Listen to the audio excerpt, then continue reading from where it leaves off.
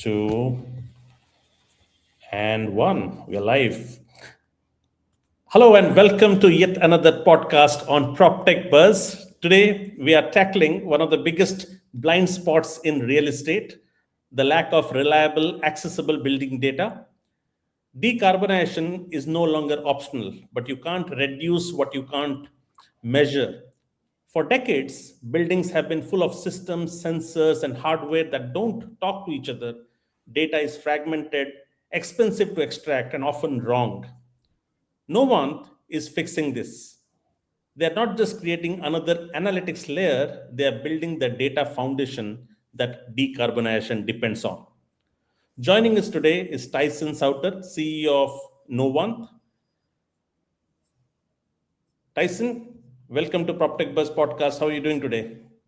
Great, Ravi. Thanks for having me. The pleasure is mine, Tyson.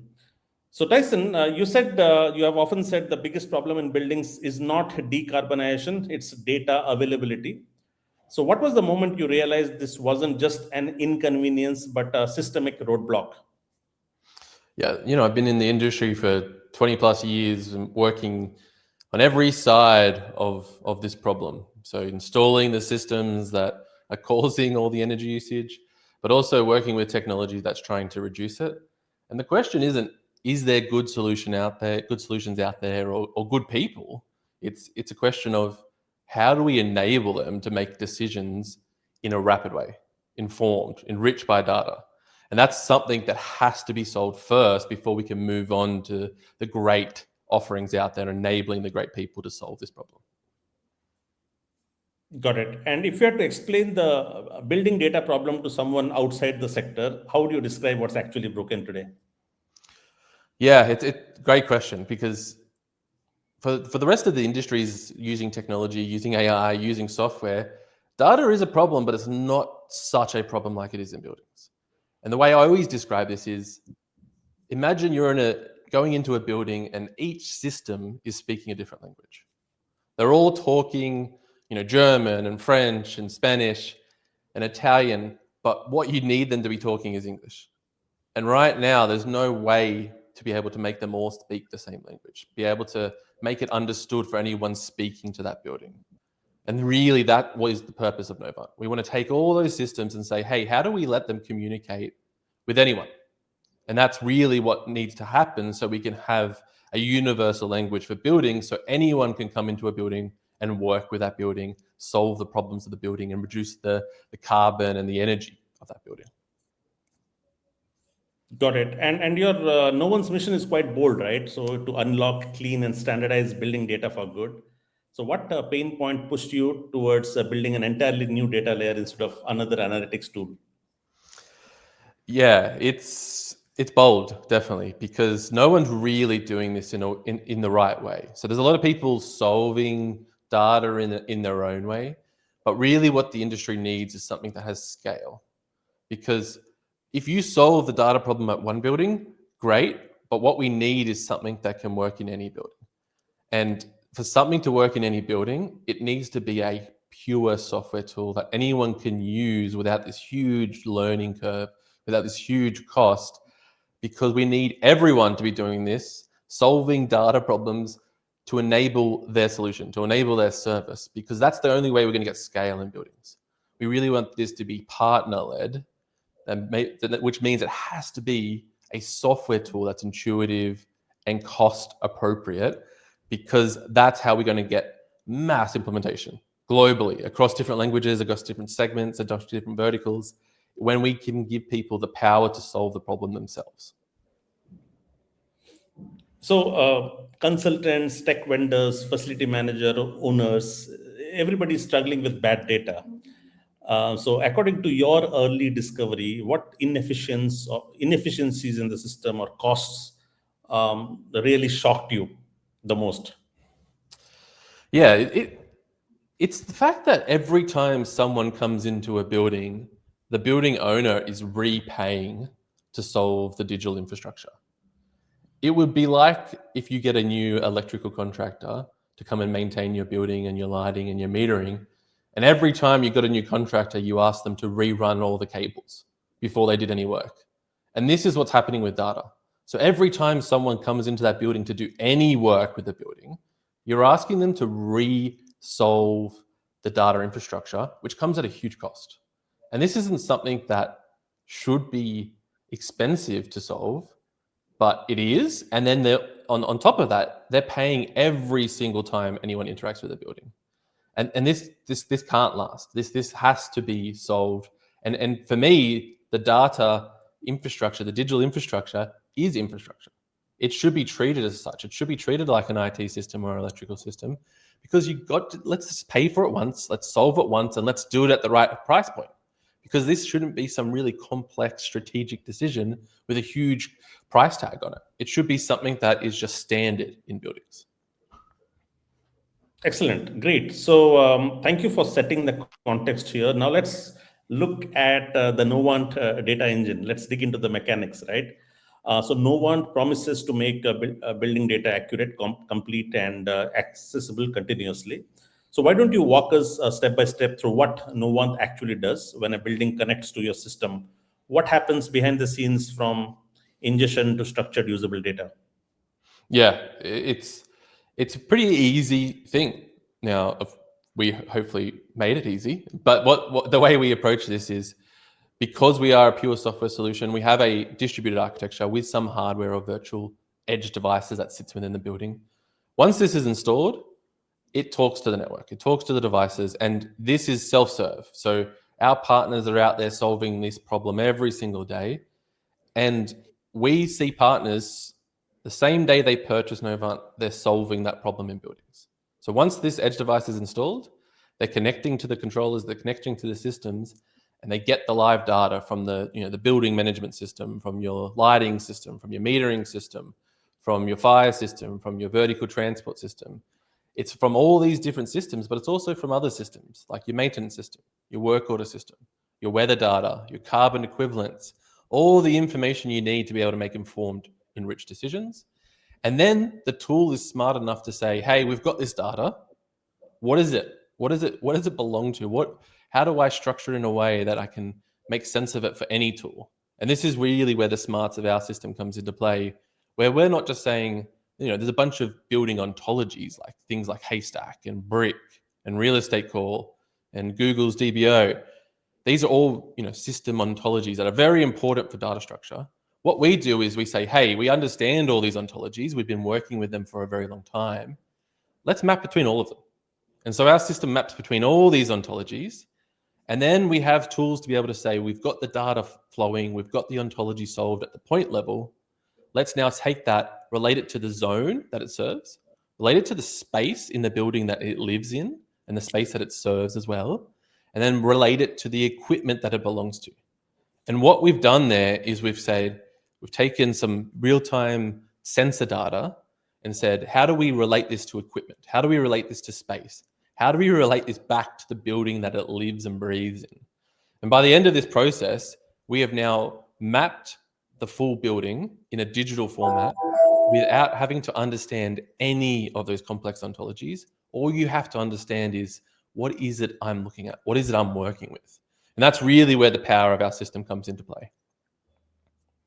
Excellent. And building systems are often quite messy, right? So there is a legacy HVAC, then there's IoT sensors, access control, sub-meters, and stuff like that.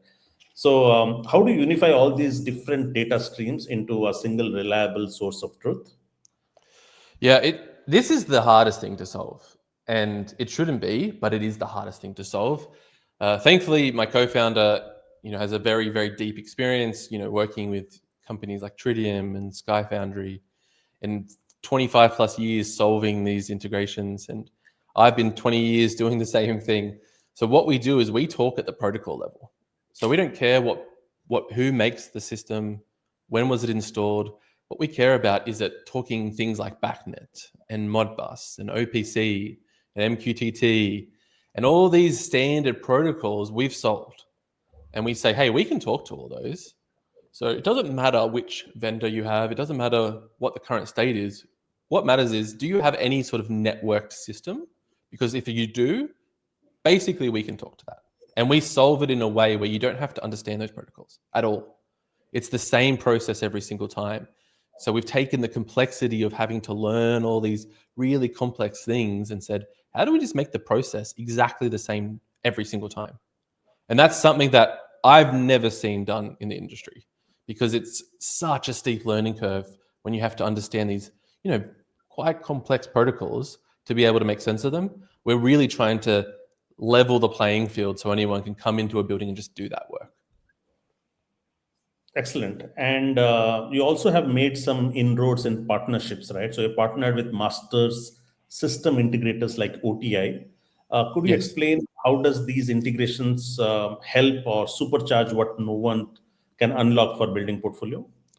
Yeah. Companies like OTI, a master system integrator, an MSI, as the industry calls it. And the problem isn't just technology. It's also a change management situation where you can solve these problems, but if you solve them in the wrong way without including the building teams, without including the facility managers, without including the building owners, without maintaining those relationships, you're going to cause conflict. And so partners for us is the only way to do something like this, because the relationships that these people have, one, they have the trust of their customers because they're experts. They know what they're doing. They understand the buildings. But two, they have the relationships. And these relationships are very difficult to set up, but also very difficult to maintain. And that's in every single region. Culturally, everything changes between regions. So you really want to have a local base or a local connection to your customers. And that's why we've gone with this partner-led model where we build the software to enable fantastic partners like OTI. Got it. Got it. Excellent. Let's also now talk about decarbonization. So once the data foundation is fixed, how does Novant help in building owners make smarter energy maintenance or retrofit decisions? Yeah, it's interesting. I always decarbonization to me is it's not that difficult in buildings. I think there's a big capital cost, and that's what people imagine. Like this huge capital cost to decarbonize your building, but there's so much energy and carbon to be saved already in buildings. Buildings are not running to their optimal performance, even brand new buildings. And the only way we're able to really optimize these systems is to have connections to them 24 hours a day, 7 days a week. If you don't understand what's happening in the building, if you can't see every situational change, every weather change, every capacity change in the building, every programming implementation and how it reacts not just to one system, but the building as a whole, you can't make informed decisions and you can't be more intelligent with how you implement control strategies and reduce energy. And so the way we approach this is we're step one. We are step one in any solution. And that step one is we need to solve the data layer, because if without the information at the BMS level, but without understanding the equipment, the size, the capacity, the make, the model, you can't build intelligent solutions on top of it. And one of our biggest partners today is actually energy consultants, people doing performance contracting, people doing energy projects, because we're solving their connection and their path to that information so they can make the informed decisions. So while we don't directly solve decarbonization, we are entirely an enabler for that. And we always look at this as the energy services and the software technologies and these performance contracting. That's step two. And we are always going to be step one to enable those people to make the best decisions possible. Excellent. So if somebody is listening to this conversation and wants to explore Novant, and the most obvious and curious question would be how fast can a building go from a fragmented data to an operational digital backbone, right? Using Novant. Yeah, I'm always cautious not to say straight away, but that's we actually have people within the same hour of our system going live, they've solved a small building, a 5-story building. In fact, I Nice. had a partner time us once because they didn't believe how easy it was, and it was 36 minutes to deploy a 5-story building. Now, this is stuff that would have taken either days, weeks, or sometimes months for people. Now, on a more complex building, it might take a couple of days. On a really complex large site or campus, maybe it takes a couple of weeks, maybe, if you're struggling with data information. But this is something that we can solve in hours, and in most cases days, where typically people are looking at months and many months to be able to get this up and running. And the big difference is you can do it without having deep building automation background. And that's something that is, for me, my favorite thing about this. Is we're enabling people just to go in there and solve things. If they have any understanding of the building, they can do this work. And that's great. Excellent. Now, so while the technology is great, real estate has often had a reputation of slow technological adoption, right? So, how do you convince owners and operators that fixing the data layer is not just an IT upgrade, but it is a prerequisite for decarbonization? So, what have been your conversations like? How do you bring the change in them? Yeah, I would say the real estate is definitely slow. We can't ignore that. But in the last 5 years, I've seen more change than in the last 20 years. And the shift is coming because there's so many great technology providers out there. I think, AI is playing a big factor in this because people want to be able to ask questions of their data. It doesn't solve everything, but it's giving people the tools to be able to ask the questions in a more rapid way. But also the aging workforce is a thing that's happening. And now we're starting to see decision makers coming into the early 30s and doing some incredible things, not just at the technology level, but at contracts, renegotiating contracts to be data led. And so the way we always approach this is we sell to people doing work in buildings, and sometimes those people are solving problems for performance contracting and MSIs and doing overlays and technology implementations. And we're starting to educate the building owners to say, hey, an independent data layer is one of the most important things that you can implement at your building. And if you don't have this is technical debt that is going to cost you significantly in the future. And it becomes a question of not, is this something you need, but is this going to cause a huge cost and bottleneck for you in the future? And is that going to mean that you can't get the best tenants or the best people to come into your building? Because data infrastructure isn't just about an IT approval process. It's about enabling the features of your smart building. And now people are starting to understand that technology does work in buildings and that it has a huge value. So this is where we're starting to see the shift in the conversations actually go to a much more positive route, where real estate owners are coming to us to ask for a data layer. And that happened way quicker than I imagined. I thought we were another 5 years away of educating the market, where at least once a week we're getting requests to implement data layers at global scales, which is mind-blowing but fantastic to see. Excellent. And what feedback have you been learning from your partners? Like, is this something that has surprised you with the feedback once they have implemented your systems? Was there a moment where a customer realized they had been making decisions from fundamentally bad data? It would be really nice to hear from your past experiences with your existing customers. Yeah, there was a fantastic one we had where it was a global portfolio, and they implemented the data layer and they discovered that 40% of their assets in the building were undocumented. And that is undocumented, not in their work order systems, not in their maintenance planning, not in their capital plan. And we were able to find this by connecting to the live systems and then linking those live systems to the static systems, to the CMMS tools, to the work order tools. Now, 40% of your assets at a global level, we're talking tens of millions of dollars of risk, if not more. And so this is something that for them blew them away, but also created some conflict internally. But this is something that we've always been saying, people talk about wanting to implement AI and software, but the first step is, do you have an accurate list of your equipment? Do you understand what is in your building? Because that's the first step. And I come back to step one. Step one is let's get the data collected, normalized, understood, and then let's make informed decisions based on that data. Got it. So there's a growing ecosystem around building intelligence, right? So from BAS vendors to digital twins to sustainability platforms. Where does Novant fit in? Okay, do you see Novant as competing or collaborating or acting as a connective tissue for everybody? Because I can tell you that there are a lot of conversations. What customer struggle is who fits where in solving this puzzle, right? So how do you explain Novant fitting into this ecosystem?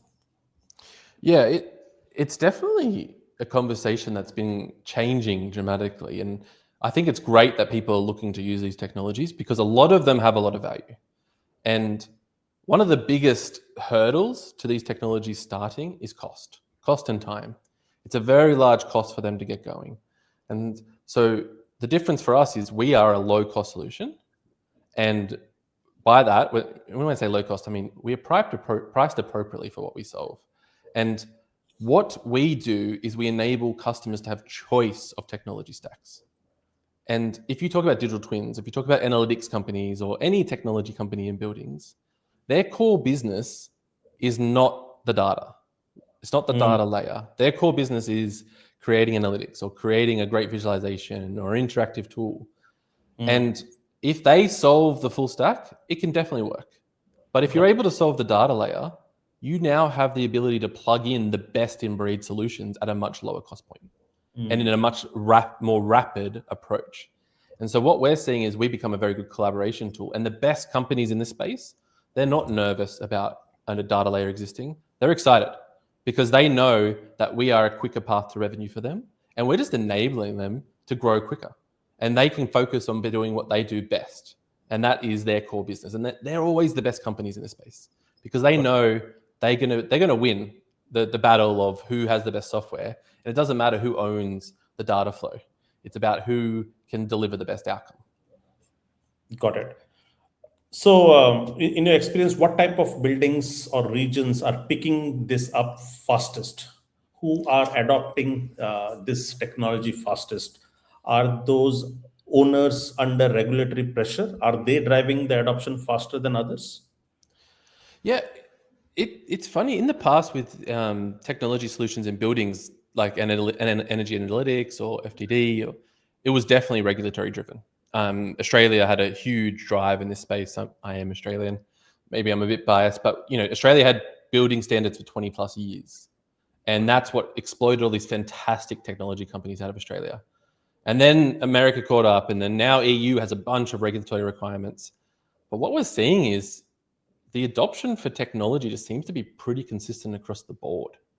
I think we're seeing EU, especially in the Scandinavian countries, running with this and an incredible amount of technologies. But then I'm also seeing companies out of France and in Italy and Germany catching up to the rest of the world. But it does seem to be pretty consistent that, hey, everyone sees the need that we need to solve this problem of buildings aren't talking well to technology providers. How do we get them up to speed quicker? And I think as much as there's a lot of hype around AI, it's been a positive force to move this conversation forward. Got it. So I get the point that you are the best when it comes to solving the data layer. However, what's the future for Novant? Is there an evolution towards predictive maintenance, towards retrofitting insights, towards cost optimized energy orchestration? Where does Novant go from here? Yeah, we're very cautious to be the best at data layer, and I think we want to we want to solve this perfectly, and we want to build even more connections, and we want to build even more implementations to other systems. Where we see where we're going is, we already enable right back to these systems, and we've got partners doing autonomous control and optimal start stops and room bookings and doing all these fantastic things with the tool. We don't need to solve that because that's a service problem. And our partners are solving that every day. So what we need to solve is to make it even more accessible for anyone to solve this. So we have some low code, no code solutions where you can start doing a bunch of regular tasks with manipulating the data and sharing the data and bringing data in through APIs and enabling our partners to do this work, even if they're not developers. Fantastic. The more people solving this problem, the better. We don't want to hide this behind a skill set or have to say, hey, you don't know how to use Python or some sort of coding language, you can't solve this problem. We want to enable everyone to be able to solve this. And we're going to be hyper focused on building this data infrastructure to enable any solution to sit on top of this. And that's where we're really going. And it's not just that one building, we've built it for portfolios and campuses and worldwide implementation. And for us, that's a big problem to solve. And we're going to be hyper focused on solving that problem. Excellent. So since we're talking about the future outlook, what role do you see accurate building data playing in decarbonization compliance and day-to-day operations? Also, Yeah, is it going to be fundamental as financial reporting? Yeah, that's actually a fantastic insight, to be honest. It's we saw that in the industrial space, for example, the standards, the requirements, the statutory requirements on capturing data has been there for a long time. And it's created a bunch of industries there on capturing data and reporting on data. We're seeing the same things, driven mostly by the EU at this stage, and a bunch of other countries and states in America, about, hey, you need to be capturing all of your information about your carbon usage, about your sustainability actions. And this is something that isn't going anywhere. And so the need to be able to not just report on meter data, but beyond the meter, hey, what are you using? How much refrigerant do you have out there?